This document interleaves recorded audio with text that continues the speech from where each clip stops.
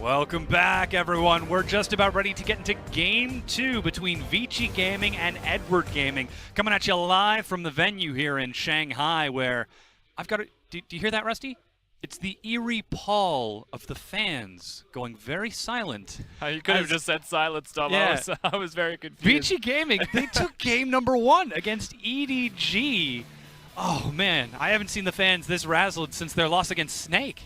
Yeah, I don't know what's going to happen in this second game anymore, Dom, and that's actually very scary. To be honest with you, I didn't expect Vici to be as good as they were. I didn't expect to see what we saw from EDG in this game either. They looked by no means close to perfect, or even the best we've seen of them this split. Yeah. Something seems to be in complete disarray, and it's not just the silence of the fans that are going to start causing that stir now either.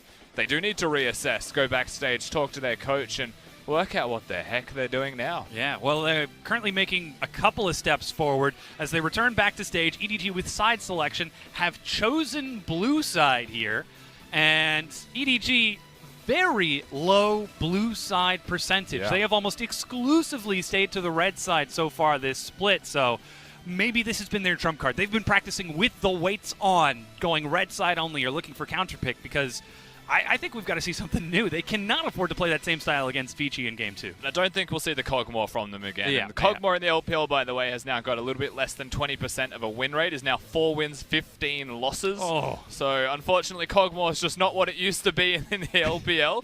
I would say EDG being on the blue side, it's the first pick priority. They want to get something really big as their first pick, and I don't think it needs to be Ornn anymore. Ray has all of these other champions that he could look towards. Don't be afraid of Lung playing Ornn. It's better that he's off Shen anyway. That's just what Lung plays, Shen and Na, and then Kennen, which is out of the meta. So pick something for Haro. Pick something for Mako, something that can win lanes and work together with your shot callers, with your communicators. Like, set yourself up to succeed and have tempo in the game. Or Vici will just walk over you very slowly, I might add, but they will walk over you. Slow walk, but a walk regardless, though. Vici Gaming, they did look rather confident in their pick and ban with the first pick Kalista, and then, surprise, surprise, last pick Shen for Long. So they very well could be comfortable with a sort of counter pick strategy on that red side if EDG try to get wild. Yeah, definitely. I think the top side, maybe mid lane as well. EasyHoon, while he's got Azir, may still look towards those counter picks and, again, find strength in laning. Try and get some control of the map. Well, we'll have to see how that works out. Our casters are now ready to get us into game. Pulse and Raz, take it away.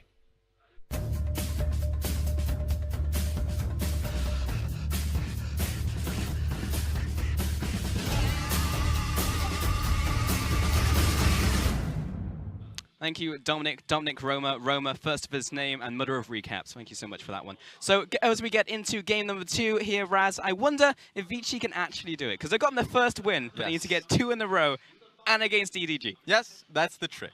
It's that is the problem. You worked out very well in the game, in the first game. You're feeling good. You go back to, I guess, the backstage room. You're like trying to discuss what you can do better. Now there are points for Vici where they can do better. They can actually work towards, well, how are their early games going, right? Haru had a lot of good wards onto Sejuani, and they won't get a free Baron like that anymore. It looks like Martin's receiving a lot of love. A lot of love. A lot of love. And I think that they didn't find their bottom side opportunities without that Baron, right? It felt like they could have been, the early game could have been a lot more focused towards that bottom side, and the early Shen TP really kind of hurt them a little bit. But before all of that, if they work on that, I think game 2 is going to be even more competitive. And with that being said, EDG will have to, I don't know. I mean, Zach talked about the top lane champion pool. I think that's the first step. Yep, I agree. As we get into this second champion slate. I don't even know what 2 words I tried to combine there, but we are into this one, EDG and Vici game 2. Shen, that's Azir and Sejuani. So screw your last composition, Vici. You get none of it. There we go. So immediately with the Shen ban, you can do that on blue side. You can just actually go towards a target ban. Very easy to say, well, Luong, you won't get the Shen any longer.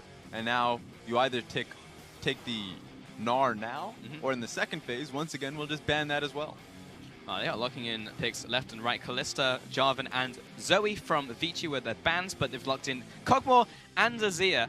Cogmore and Malzahar. I'm sorry, I looked at EasyHoon and just my brain just went Azir, but he's picked up Malzahar.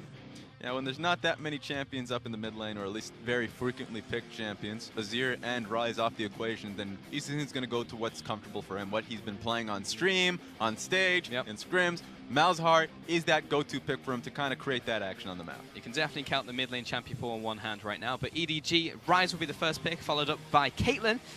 We'll see what the next pick will be from EDG as well. They are looking towards their jungle, but Caitlyn for iBoy is an interesting one. Yeah, Caitlyn got banned in game 1 by Vici. Now, the reason for that, whenever EDG finds themselves in the Caitlyn pick, Caitlyn Janna, Caitlyn anything, honestly, EDG find a way to take down that bottom lane tower before 8 minutes. That is ridiculous. And so, iBoy and Mako in laning phase is something to be feared, especially when they know how to slow roll the game. They don't necessarily have to go for these all-in fights, as they can just chip at your tower, force the enemy jungle, this time it's going to be Crash, to kind of answer to that. Yeah, that's a ticking time bomb they have to respect now that Caitlyn's been picked for EDG. And was Haro picking up the Lee Sin. It's going to be Jax locked in on first rotation from Vici. All right. Okay. You know what's hilarious? What's that, Raz? Luong can play Jax. Now, I don't think he's going to, because Jax is a jungle pick. Jax is a pick where you would see it more frequently in the jungle. Does quite well into the Lee Sin. Does well into these compositions where he can use Counter-Strike, or at least his E, to just kind of dodge out a lot of the autos. Now, Caitlyn's going to have a lot of problems against that. And kind of just skirmish up against you. High base damages and high resistances when he actually hits his ulti. He does, however, have an abysmal win rate in the LPL. He's currently 1-4, so... Not a lot of picks out there, so I'll just give it that defense. Yep. Yeah, small sample size, to be fair. Janna was banned away, though, so taking away the second half of the fast push composition, along with Caitlyn. Tarek as well, banned out against EDG, so really hitting Mako here. And Ornn was banned out against Long. I like this coming in from Vici, saying we'll take away the defensive pick, because Caitlyn itself works very well from just denying any bottom lane fights, and also allows you to take the tower itself. And then Tarek, you can actually combo the trap with the Tarek stun. Yeah. So that itself is kind of ridiculous to have to face against. And it allows your team fighting to be all the more stronger. So take those two support picks, and then suddenly you challenge EDG. I mean, sure, Tahm Kench is available, but I think Vici are going to be fine for that in the laning phase. Yeah, they're going to be A-OK. Plus they have the Braum as well in the bottom lane for that Cogmore. We'll look towards that final pick now, and it should be a top laner for EDG. Let's see what's left. I mean, now they are on blue side, so they didn't get the top lane counter pick if they wanted it, but Nara is still available, so you might just go Nara. Yeah, but here's what's interesting. I know that some players out there, and solo queue specifically, have been comfortable picking the Jax into the Nara a little bit. I think it's like a bit of a skill matchup. So now that Vici have kind of played that flex hand going into the last pick, Vici, I mean, Long, he looks at his champion pool, massacred. Yep. So he can actually just pick up the Jax, or you'd have to show something new. So Jax is a good matchup into Gnar if you have jungle pressure, because your whole laning phase is you jumping on top of the Gnar. And if if Gnar has any type of jungle pressure, then they just gank the Jax and you're donezo. Yeah. Looks like they're just not going to go for it, picking up the Jace this time around. I'm a fan of this just because the matchup is heavily in favor of Jace. And if they kind of look back to what has made Vici strong in the secondary league, it has been playing around Long early, and then, of course, from that point forward, kind of sending the love elsewhere. This time around, Ray is going to have to deal with the pressure, and Haro's going to have to help him. Yeah, he's going to have to come up there. And Crash, we'll see what he can do in the early game as well. As Jax, he said, high base damages, and in theory, it's a good pick. It should work out, but LPL hasn't managed to make it work just yet, though. I will say that, like, in general, with new picks, when it comes into a lot of the new picks, it takes a while for the LPL to make it work. Like, back when Galio was first remade and he came into mid lane, he was like 1-6. Like, it just could not make Galio work. But as soon as, like, Jarvan came in and they managed to get the combos down, it was like, okay, I understand it. We managed to make it work, and then it just became a staple of the LPL. So maybe Jax down the line will become better and better. Yeah, I'm not convinced on Jax being a meta pick. I think it's just some of the answers to a meta pick, kind of like what Olaf was in previous metas. We've been seeing him, of course, globally here and there, mostly in Korea. This time around, it's going to be interesting to see if it can work here. It's just kind of hard. The reason why it is difficult is because now you're picking Jax. How is the team fight's going to go? A lot of the Jax builds have just been tanky, right? You're going to have to pick towards a Jax pick. If he gets a kill or two, sure, maybe he can get a Trinity Force in there as well, so he can actually have backline threat. But it's going to be hard to play around his later game team fight since he gets kited. That's the real threat, is him getting kited, especially going up against Tahm Kench. So he's going to have to get those early advantages. He has pressed the attack, I would assume. So early on in the game, he should do quite well versus the Lee Sin. And that's interesting because it juxtaposes Vici's style, but not Crash's, right? Like, we should look at Crash and see him as an aggressive jungler, and plus he's got a Jace topside, so he has very clear places to actually play towards this game. So I would just really like to see Crash be unleashed. Go back to what we know Crash for. Yeah, so this is why we start this day. Vici going up against EDG. I expect a completely different Vici gaming. What's a Vici style? We'll find out today.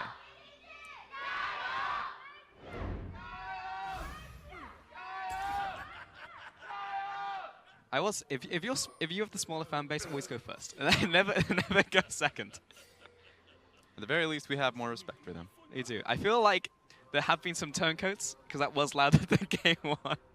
So some people have definitely jumped ship onto the Vici bandwagon. And how many inspirations we got? 1, 2, 3, 4, 5. Pressed attack in the jungle. You never really look towards the jungle for inspiration primary. Yeah, a lot of the junglers just go towards electrocute. Just too damn good in terms of skirmishing power, and it's very easy to utilize in just about every jungle, even Rek'Sai. So whenever you see people try and move away from that, deviate, in solo queue you just lose to a trade because the enemy jungler has electrocute, and you're like, well, I'm back to the electrocute train. Yep. A few junglers have been coming back and using Spellbook, but that seems to be the go-to. Electrocute and Spellbook. Electrocute, Spellbook, or if it says Wani, then you can go differently. It's just a game 2 prediction here. Wow. 52%. Are you telling me? 52% of people think that Vici's going to win this game. I don't know how I feel about that. 52%. There's no faith. I'm relying on It's the just been audience one here game. today. One game and everyone jumped ship. You know what? That's what you know what? There's always been the Vici fans out there waiting for them to win, and they're finally This coming is coming out They're the coming woodwork. out. Yes, every single one of them. They're all wearing masks. It's like, I can show my face again. I'm free. I've been validated by game 1. Oh, this is interesting pathing coming out of Haro a little bit. Takes red buff, goes straight towards blue buff. I mean, we've seen this quite a bit because he has the faith that he can go back towards his wolf camp and get that level 3. So he's just worried about him getting contested early by the Jax. He's going to be meeting Jax a little early, though. Yeah, Blast Cone's over. Now he's going to meet Crash in the river. Ward goes down on Haro. He's going to wait around. It looks like he will be able to prioritize this crab here. Yeah, you want to be able to hit the crab towards the mid lane. You can actually influence where the crab goes. Every single time it kind of like has that little Shen taunt away. You're like, no. I'm pushing it towards my mid lane, and Ryze has lane priority. Oh, this is really good, actually, for Haro, because he waits out the counter-strike from Crash. He's going to take a lot of damage from this. Plus, he's got red buff, Tempest, follow with the cripple. Long has to come down to help Crash. Very smart from Haro. Just controlling the Scuttle Crab and moving it towards his winning matchup in the mid lane meant that Crash either had to give it up entirely or just go towards an unwinnable fight. Yeah. I mean, Crash was just premature on the counter-strike. Like, you activate it and then you Q onto them, or you just don't activate it at all and wait out until Haro's committed. But Haro just waits out. He plays the most patiently there, and now he's able to invade on top of Crash. He doesn't have the health really to do this, though. The Q goes wide and hits the minion. Yeah, this is a bit humiliating if you're Crash, knowing that you picked this matchup just so you can walk towards the Lee Sin, and you should be able to out-skirmish him. But because of that one missed decision where you should not have looked for the fight at all, he gets chunked out, and he gets followed through because he's already in the jungle with low HP. So really good opportunity from Haro, recognizing that Crash is just nowhere. Well, he shouldn't be farming his camps. And now Haro, I mean, this is really big for him. He takes away the Raptors. Now he's able to go bot side. He has a lot of control here. Martin gets chunked in the bot side. Yeah, so now this is kind of like, I wouldn't say disaster mode. It's a little bit too early for that. But Crash now, he's going to have to look in the Saharan desert for any camps. I mean, the alarm's blaring, right? Because Lee Sin, he has the freedom to go back to his own camp, towards his own Raptors, can take Raptors, can take Krugs, while Crash, he can take Gromp. But what else is there available for him? He can take one risk, which is walk towards Raptors, recognizing that Lee Sin is still topside.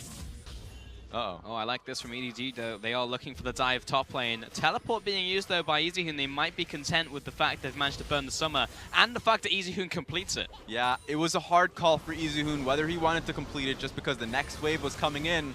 So very easily, EDG as a team could have just looked for the dive once again. Yep, so he has to commit. And that means that EDG will pull ahead in terms of Summon Spell and the CS advantage in the mid lane now. But the quiet winner after all of that play was made was Crash. He got Crash the is like, Raptors. is like, all right, we may have lost TP for it. Long may have lost a lot of pressure in lane, but I got Raptors. I got the experience. I'm out. I'm back in the game, boys. He's actually got the level advantage over Haro now because he made that play. So Crash is well and truly back in. Thank the Lord. Yep, he very much needed that. It was a little bit risky coming in from Haro, because Haro very easily could have just made it a slower game just by looking back to his Raptors, taking Krugs, and just kind of making it difficult and putting Crash in a position where he had to just make a gank happen. And if the gank didn't work, then he's out of the game, right? That's what he could have done, but he just found an opportunity where he'd look for a dive, and if Long falls behind in this lane, especially in a matchup he should be winning, then the one win condition early from Vici starts to falter. Yeah. It's definitely fine, though. He still managed to get an advantage from it in terms of that teleport. And towards his bot lane now as well. And the Kog'Maw's actually doing absolutely fine in terms of farming. Like, he's not falling behind. In fact, he's got complete equal CS to the Caitlyn right now. So it's absolutely okay for the bottom lane of Vici. Have to take a look at that tower, though, to see if there's any damage onto that tower. But Crash is going to take away this ward in the top side jungle. This tower should be a little bit unharmed, just because Tom Kench can't really pressure you under tower. Can probably throw a tongue or two, but not going to mean too much. And on top of that, Caveman can actually kind of push aggro onto the enemy AD carry if he wants to try and auto the turret with his shield. So it's really interesting to see that interaction there. And sure, the trade potential is in favor of iBoy, it's in favor of Mako. They just can't can't convincingly push it into a tower kill. Still waiting on that first back from Kog'Maw, actually. Martin will be going back to base here. iBoy has gone for his first back. Picks up the BF sword. It's going to be a recurve bow in from Martin. And a teleport as well. So he'll just teleport back to get this mini wave. Yeah, safe for him. He knows that he's not an offensive summoner spell deficit, knowing that iBoy TP to lane as well, just so he can kind of get an early push. But if if the enemy TP is coming through, you can go for TP as well. EDG taking away this blue buff. Looking towards Crash now if he's trying to do the same on the top side, but got EasyHoon going back to base. He's going to try and take it though. He knows there's no jungler there. Yeah, always a good mind, Crash. Crash recognizing fairly early on, just because of how that level 3 skirmish went, that he always had to be trading, and he's always on the right map side of the map to trade. Yeah, so good stuff from Crash right there. Now he's going to take his own red buff, and Crash will finally get the crab that he was denied earlier in the game. So far, no kills. Let's take a look at some of this yet. Basically even across the board, honestly. Got slight advantage to Crash because he's primarily just been farming. He's got that level 6, which is a nice spike for him in terms of damage, but not the same as Lee Sin will get from his own level 6. Yeah, it's pretty good. Honestly, I think that EDG could have been a little bit farther ahead had they given the blue buff off to Scout, because they weren't really getting contested. There was no reason to just put it on Haro. Then it would have been a proper trade in favor of EDG, with EasyHoon being back at base when the trade was happening. So, but no, now Scout's in lane, has to base in a situation. He's going to get pushed in constantly versus the EasyHoon. This gives Vici a slow kind of tempo advantage that they can actually use EasyHoon towards the bottom side of the map. EDG just has to be a little bit cautious.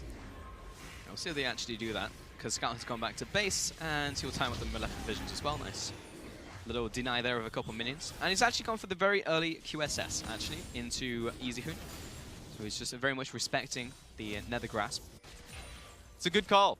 Good call. One of the biggest risks, of course, of an AP mage going up against Malzahar is that if you purchase a QSS to deal with the ulti from Malzahar, well, you're not going to be itemizing into anything else in terms of, like, it's not going to build into anything else that helps your AP.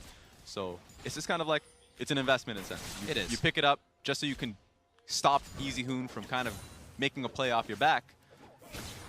But it's kind of worthwhile. It's not like you can take cleanse against it either. Kappa. None of that here, Pulse. Uh-oh. Ooh. Cleared out the entire minion wave, though. Is the teleport going to be completed? I believe it was cancelled. Yeah, it was cancelled by EasyHoon, but there was enough time for Long to back away. Yeah, it was a good cancel just because there was no wave coming through. And EDG is not going to dive a top lane tower with no wave. That's crazy. Crash is about to find mid lane, though, and the Nether Grasp, but there's the QSS coming in to use Haro. Trying to defend right here, but now he's trapped in between EasyHoon and Crash. Hops over the wall. Where's the rest of his team? Ray. He's putting some damage down as the exit. Good pressure overall from Vici. trying to get a kill onto Scout, has to burn the QSS, but ultimately means that they can go back towards their waves and to start pressuring their tower. That's great. It started by Vici, Crash kind of getting on top of Haro. I like seeing this out of Vici. It's definitely a stylistic change that we've seen that goes back to what makes Crash good. It just needed the Jax pick to unlock that. Wait a minute, last game was good too. No Jax involved. True. The smell of blood in the water, getting that first game against EDG. This tower's going to drop though. Martin is just basically trying to farm underneath it. 650 gold right over to iBoy. It was 10 minutes into the game. This is what we are used to seeing when it comes to iBoy's Caitlyn. Because the EDG forces you in a position where you have to recognize you defend the bottom lane tower or let it go. Neither are good options because if you send Crash to defend it, they're in position to fight you. If you let it go, that's free gold to the Caitlyn, and she's moving on to the next objective. Yeah, pretty big. Whoa, that was funky. Ray's going to continue following up with the hyper charges though. He'll be going mega right now. And Ray, he's pretty much gotten a free pass through laning phase because of the pressure from Haro and mid lane. Like he's gotten those 2 ganks, and it means that right now, hang on, where's this tele? Back to bot lane. Ooh. But yeah, Ray is in pretty good shape. He's not down in CS whatsoever against Jace. Yeah, he should feel comfortable, honestly, at this point in time. He's going to be able to keep Long back, and it's forcing Long into going Blade of the Rune King. He's going to end up going Black Cleaver later on, so he's going towards a split push build, but that's going to take a long time to kind of build up for himself where he hits that spike. Meanwhile, EDG are just firing off. iBoy's picked up a static Shiv. He's immediately pushed out that lane, and he has the ability to walk mid now. That static Shiv purchase is incredible for them because suddenly Vici are now way behind in tempo because the Kog'Maw is not going to be pushing nearly as fast as the Caitlyn. Now, iBoy is getting big very quickly. Got static Shiv and that BF sword already. Let's take a look at Scout. Yeah, he's just going to go back to base here. He's just farming up still. He's got a QSS and both his mana items, so he's still going. Still farming up.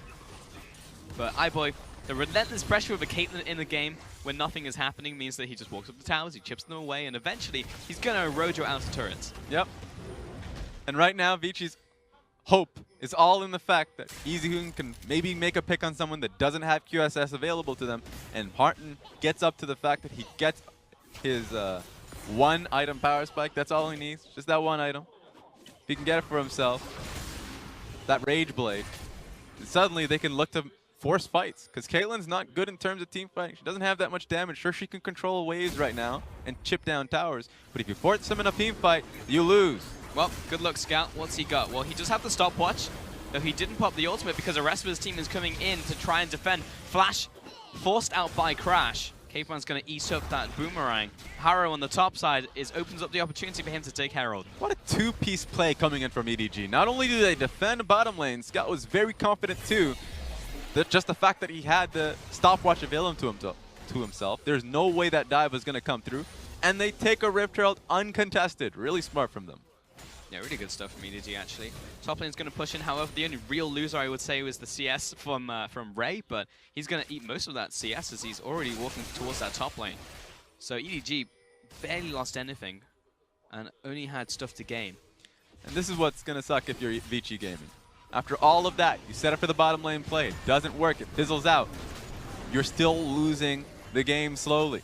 This mid lane tower, if you lose this mid lane tower, that allows EDG to set deeper vision into your jungle, and it's the last thing you want. So you want to force a fight, but it seems like the fights they've been forcing haven't been sticking. Yeah.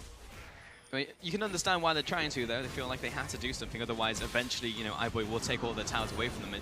They just didn't work out. It just has to be the fact that they want to, or at least they should, try and get a play onto either the Tahm Kench or the Gnar. It never feels good saying to make a play onto Tahm Kench, but if they try and make a play onto iBoy, Tahm Kench is going to eat iBoy and just run away. So you have to be able to burst down, make, or feel confident that you're doing that, or immediately go topside and start trading with EDG, and you can take down Ray 100%.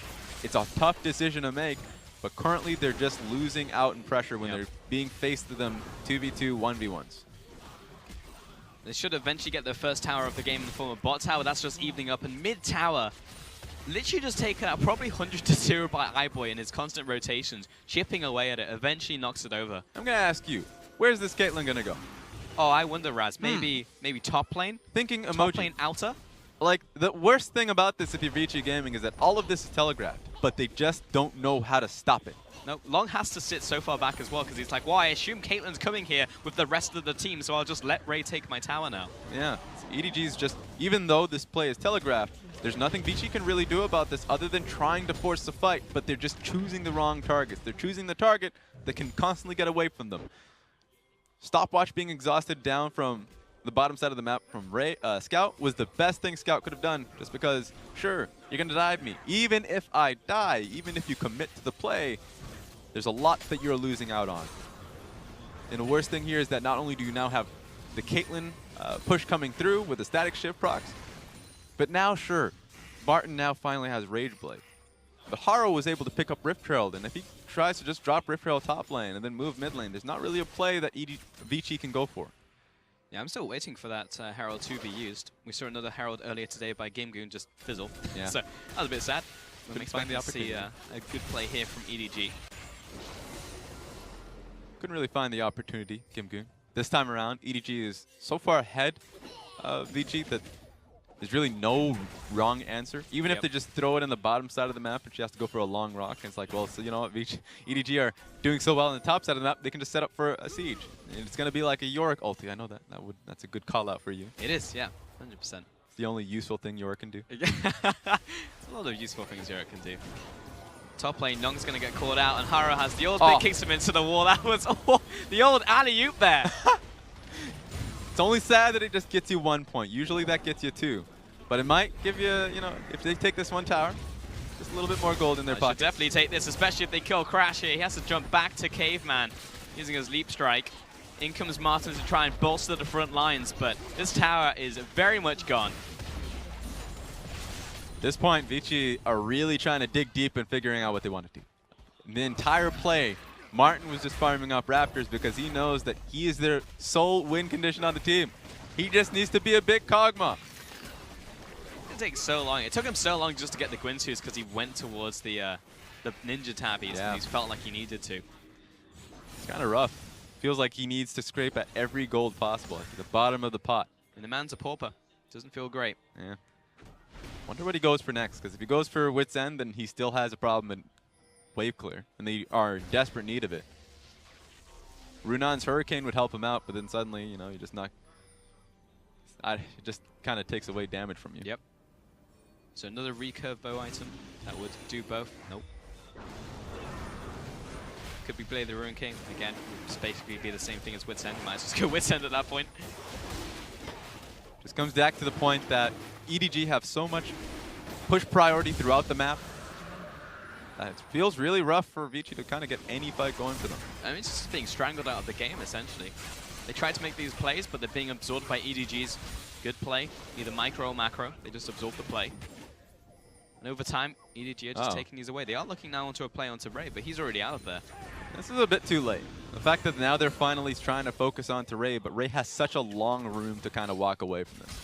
And you look towards where EDG is currently propped up, and they get freedom to push onto tower. So one kind of misplay coming in from Crash, looking for this dive that was not going to be happening, means that he has to find a way to reposition around and defend this mid lane turret. Yep, right play too late. Now mid lane. iBoy, he's setting up a shot once again. What? Flash forward from... Oh, it's going to be the ultimate coming in from EasyHoom, but that was cleansed out of. Mako backing away, but he's still got Grey Health ready to go, and Caveman, he's going to stay this up at the front, but he's eventually going to go down to iBoy. It's not like the team could re-engage on that. I believe Caveman was trying to go for iBoy. I think he was trying to flash Q the Caitlyn to follow up on that. It was a misplay. And if you hit up on the Tom Kench, sure, Tom Kench is one of those members. If you can kill him, then great. Excellent pick. But it's going to be hard to kill him. I mean, he's also picked up QSS Raz, so he's recognized that he's the only person they can really go for. There's going to be Crash blocking up the ace in the hole there as well. It's just, I would say, smart marketing from EDG. Just immediately, the opportunity cost recognizing, yeah, support picks up QSS. Mid lane picks QSS. Guess what? What is your main form of starting these fights? It's Malzahar. Guess you can't start a fight, can you? It's not going to happen. Nope, literally, you don't have anyone to ult. You're going to have to burn the QSS first. Where did his health go? EasyHoom needs to try and protect him. iBoy took a bunch of damage as well, but he's going to make it out alive here. the long con. We all focus on the fact that EasyHoon was getting bursted down. Somehow iBoy traded HP. Didn't see how that happened. Now, I've got to assume it was maybe Martin or Long, a Shock Blast, perhaps, but... I'll say this about Martin. Even if it wasn't him, one thing I've really been noticing about him this game thus far is that he's been doing well in recognizing what is the right and wrong play from EDG. Like when they were walking up to the mid lane tower initially, he just walks up and trades a bit of HP onto iBoy because Kog'Maw does a lot of damage, especially onto Caitlyn. So he's been helping this team quite a bit in terms of forcing trades just to force EDG's decision, saying, well, you're either going to dive towards this tower. Looking at the HP of iBoy, I don't think you want to do that. It's buying them a little bit of time. It is, and time is ultimately what Vici needs and wants at the end of the day, though next dragon is going to be Infernal. I feel like Vici will probably have to at least look at it before deciding to give it up. Yeah, this is going to be hard, because sure, Dragon is going to be a focus, but Baron is the major play that Vici wants to kind of bring them back into this game. And it's called Smite Stealing. That's really what they're hoping for. With how far behind they are in this game, I think EDG should just try to not do Baron, just because at this point they can win without it. Wait a second. One chance, hang on. Martin's okay, but he did have to use the stopwatch there for it. Yeah, and he really needed his team to back him up, because if the trap was placed underneath that stopwatch, you're dead. So kind of watch out where you're stopwatching at this point in the game. I'm looking at Jax, who has stopwatch, because Caitlyn does very well into it. And she does. Now setting up shot once again in mid lane. The Static Shift just hitting the tower, and Haru waiting around the sides as well. He's looking for the flank, connects the Q. Now he can just wait here. That's all he needs to do. Wait out the timer. Yeah, the threat's real, even though he ward hopped through the wall. Wait a second. Oh, Ray dragging back in Long, and now he's just under the midst of iBoy, who's able to shoot him down. What a good play. And I mean, they're just going to keep forcing this through. Bottom lane tower is the next focus. Scan's going to get this one regardless. EasyHoon comes down to meet him, but Vici are a man down. And looking towards EDG to see what they do. And actually continuing this mid lane. They have the traps. They have iBoy. They're going to keep sieging this. Crash looking for the flank. Gets the stun down only onto Ray, and EasyHoon has to come back to the mid lane to try and defend. You can see how desperate Vici are. That was such a random Hail Mary play that they can try and force onto EDG, because EDG is not playing the random game. They're not going back to Baron off that one kill. Sure, they could, and then maybe they can get a lot with the Baron minions, but they recognize that Vici just need a Baron steal to get them back into the game. So, you know what? Don't give them that chance. Deny the rest of the map from them. Vici hasn't seen 70% of the map for about 10 minutes. Yeah, most of the game, to be honest. It's been trapped in their base or nearby.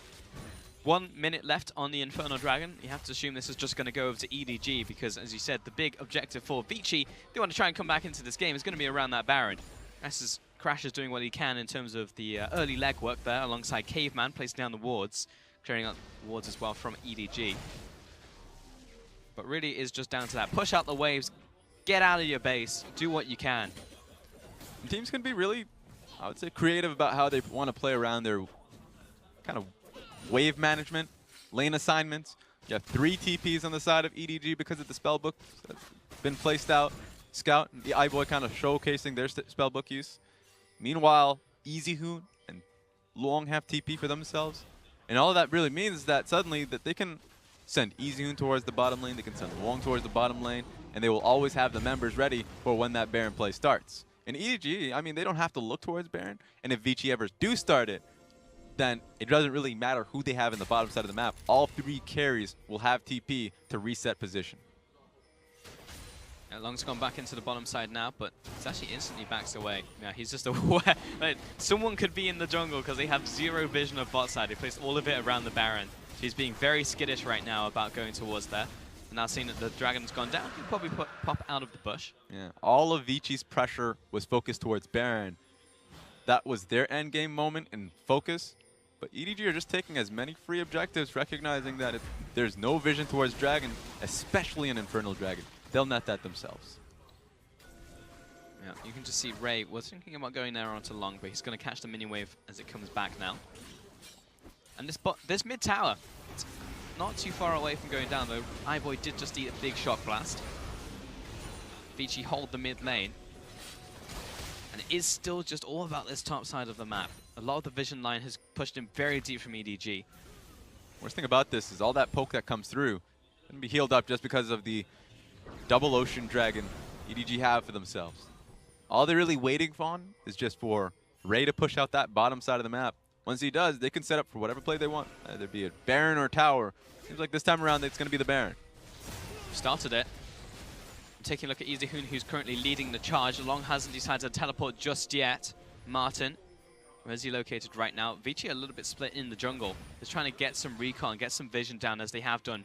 That control ward went over the wall, but EDG, they're going to try and cut them off. Here comes the ultimate out from Scout. Mako comes into the back lines, and Ray, he's found Martin, who is very low. Icafian surprise, but Mako exists, and he's just going to gobble up his top laner. Such a smart play. I mean, they're just baiting Vici towards Baron time and time again, saying, oh, you want this? You want this purple worm? We're going to come for it. They're playing it so well right there. Losing the AD carry, Crash. It's all down to him, essentially. We just have to look at a potential steal. Caveman with Eastern clearing out this ward. It's down to 4,000 HP. Vici just getting glimpses right now of what Baron looks like, and Crash, he's finding the opportunity. He's used the counter strike, but hasn't jumped over just yet. He needs to find an opportunity. Jumps in now. Not going to happen. Scout secures the Baron. It was very dicey, but EDG have managed to get it. Crash, the absolute hero, Caveman, allowing him to escape. Oh, you know what?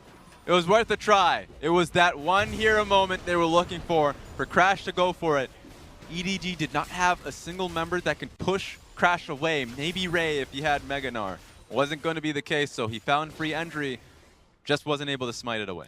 No, it really was just that 50-50, and it was very close. The fact that Scout manages to pick up Baron, like, that's not what you want to necessarily see if you're EDG, but you still got it. So does it really matter into the end? To be fair, we're never looking for just the smite. We're looking for the burst from the entire team. Rise has quite a bit of burst with the items that he has, and he's probably set it up with an E as well. So you can just throw EQ. It's quite a bit of damage that he's kind of stacking on top of the smite from Haro. So overall, I mean, sure, Rise gets it, but it was because of the call and the communication to burst down this Baron the moment Jax comes in. Fair enough. I would definitely still be clenching though if I was. Oh, 100%. But there you have it. So they can just go 1-3-1, push it in, chip away at the towers, and just play it safe from here on out. EDG, the playbook is very clear from here on. Crazy that there only been 4 kills. It just kind of showcases what EDG can do with so little. Knowing that their composition is so centered around just picking up towers, they only really move towards the Baron once they've netted so much of the map. I mean, it's nice to see, right? Because we already... Okay. Well, that's all of Caveman's HP. That is literally a tank. Gone. Yep, not anymore. He's definitely not a tank. Mid tower's about to fall. They can actually just leave it to these cannon minions that are laying waste to the base right now. And we know that EDG can play multiple styles, right? Like, that's what really this game has taught me. Is that Vici, you know that they're going to play slow, so EDG, can you adapt to that? Are you just going to run at them and see what happens? No, you can play it slow yourself and just outthink them, outplay them across the map. And while it was a little bit problematic in Game 1, you've very much learnt your lesson heading into Game 2. I think one person going into Game 2 that we were really trying to test to see, is it going to actually take it? Oh, no, If Crash are in the way, then yeah. Yeah, it's going to happen. It's Crash. Crash for me going into Game 2, making a few poor decisions in terms of what fight he wanted to go for. Really showcased that now going into Game 3, he's got to step it up. Definitely has to. But the fact that we even go into a Game 3 in the first place, like Vici had this game as a nice little blanket for themselves. But now it seems like the curtain is closing. It's coming down on Vici. He has no target to ultimate. Everyone's got a QSS or someone has an out, so he just can't do anything. That feels bad. Definitely does. He's going to take the first tower. They're going to chip away at the second tower. Maybe we get a fight, maybe we don't, but Ray definitely wants one. Jumps in, massive Nara ultimate across the Nexus. Now he's eaten up by Mako. No idea how Meganar fits inside Time Kench, but League of Legends physics. Both Nexus turrets fall, and somehow the game will end with 4 kills. Not a single kill in his final fight. Okay, there's 2. Good job, iBoy. Make it a bit bloody in the end. The Nexus will finally fall. 6 kills in the game. EDG take Game 2. And it was tough if you are a Vici fan, but EDG nets the kill, or at least the win, in a very convincing manner. There were a lot of skirmishes. Got to give it to Vici. They tried their hardest to kind of get the game back in their favor, but at every step, at every turn, there was always a trade being made. Caitlyn was always in a different lane, and they noticed too late. Yep. One thing now that I got to focus towards, Vici kind of criticized Crash a little bit. It's a combination of things, because you saw how desperate it was for Malzahar, for Izun to want to create a fight, to want to ulti somebody. And every single time, the only person that was presented to him was Ryze with a QSS. There's a lot of ways for Ryze to stop that from happening. It's the stopwatch afterwards, his ulti afterwards, the QSS is another. So you want to be able to send Malzahar towards the top side of the map. Yeah. You want to send him towards the Gnar. You want to send him towards Mako if you're going to create a team fight. But it never really was presented to him. Vici really wasn't setting up for that play. Yeah, and as you said, they did identify it, but way too late. Way too late. And by that time, the game was already over, because look at the goal graph, how perfectly like aligned that it is. Like there's no spikes in that game. It was no major team fights. It was just bit by bit, EDG managed to kill them. It was a picture-perfect game. It was a moment where every single time Vici were trying for one play, it felt desperate, because at the end of the other end of the map, it was EDG constantly looking for chip towers and Haro taking other objectives as well, whether it was the Dragon or the Rift Herald. Yeah, and it's just well played from EDG as well, being able to take it in a long game and a long, slow game at that. But we're going to go to a game 3, so we're going to take a look at that game, courtesy of the analyst desk. Thank you very much, Richard Pulscam and Barento Raz Mohammed, for bringing us through that game, too. Once again, joining me here on the desk is Rusty. Do you want to be Zach Rusty Pie, or do you just want to be... Definitely preferential to just Rusty. Okay, yeah. just Rusty. Well, just Rusty, Vici Gaming. We said in the beginning of the day, we want to see something out of Vici. We really need to see them change and grow and show us something new. And they absolutely did. And then they just kind of forgot about it. They thought they were an NALCS team. There was actually a second game in the series. Disaster. We didn't plan for this to happen. And like, you look at the draft and suddenly all of the champions we played in game 1 are gone. And here's the thing that really gets me, Dom. Here's the thing. All right, what didn't work for EDG in game 1? That's what VG's first thought was, because they banned all of my champions. Well, you know what didn't work for EDG? Kog'Maw. Yeah. Let's first pick the Kog'Maw. It's genius. And then they lost with it, and you're like, man, I never saw that one coming. What a plot twist. Amazing. Well, look, it seemed like they had the right idea, right? Because they've got the Kog'Maw for late game security. They've got the Jace to try to bridge themselves over it. Malzahar to try to make something happen in the early and the mid game. Yeah, conceptually it still made sense, Dom. I will say that. The Jace pick for top lane, I agree, it's a good pick. It does well into the Gnar. For the mid lane 1v1 matchup, neither of them should really kill each other, but neither of them even got blue buff, so there was no real advantage or disadvantage. They just recalled and teleported to lane a lot. So for mid lane, both just nullified, both technically just irrelevant. So you look at the jungle role and say that's where the difference should be made. And for the first big trade that happened in the game, Haro won. So EDG had control of the map, and it felt like that control never dissipated, never went away, and they didn't have to do anything bottom if the junglers just found each other and met each other constantly, because the Caitlyn will push. All of the pressure was on the top side for EDG because it was in Vici's jungle, and so top was equalized, and then nothing happened for Vici. So then I want to pose you with a question, because we talked about Crash being a super aggressive, in-your-face jungler, the kind of guy who would live in your jungle, set up a house, a nice log cabin, and just take a nice vacation there. He's not here. He's gone missing. The Crash from Worlds is Mia. How on earth does Vici try to get back to that? Where do you reckon this disconnect is? I don't know if you can bring that Crash back just yet. You need to be able to get more control around the map. The first thing they had was a Bard in the bottom lane and a Shen in the top lane, and that was 2 wildcard champions that helped out a bunch for game number 1 Vici. But they come into the second game and they drive closer to a conventional Vici from what we've seen earlier in the split, and then they don't have the same Crash. So for me, it is draft again, something we mentioned in game 1 for EDG. Well, now the shoe's on the other foot. I do think the draft needs to be reassessed by Vici to actually be more aggressive. Yes, you can draft to win top lane, but you have to actually win the top lane through your jungler being there. And of course, someone who benefited from that lack of pressure from Crash in that previous game was iBoy. He's going to take our man of the match for that game number 2. Obviously, the Caitlyn very strong in lane, and he was able to pull off some massive damage numbers, 47.8%. And we saw what those crits were doing late game.